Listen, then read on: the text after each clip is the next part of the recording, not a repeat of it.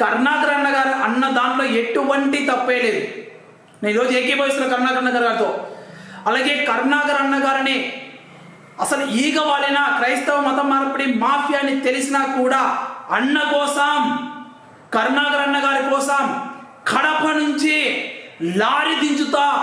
ఖబర్దార్ బిడ్డలారా, అన్న కోసం నేను ముందే చెప్పాను, మేమందరం కూడా కలిసి పనిచేయడానికి సిద్ధంగా ఉన్నామని 5 సంవత్సరాల క్రితమే చెప్పాను. ఈరోజు అందరం కూడా కలిసాం, ఏకీకృతమయ్యాం. ఈరోజు అండకొండ రాముడు పోరాటం స్టైల్ మార్చాడేమో కానీ ప్రతి ఒక్క దేవాలయంలో ధర్మరక్షకుడే పూజారిగా ఉండాలి, ధర్మకర్త ఆయనే ఉండాలి. పురాతన దేవాలయాలు కూడా హిందువుల చేతిలోనే ఉండాలనేటువంటి సంకల్పంతో మా పోరాటానికి గ్రామ స్థాయిలకి, క్షేత్రస్థాయికి వెళ్ళాం.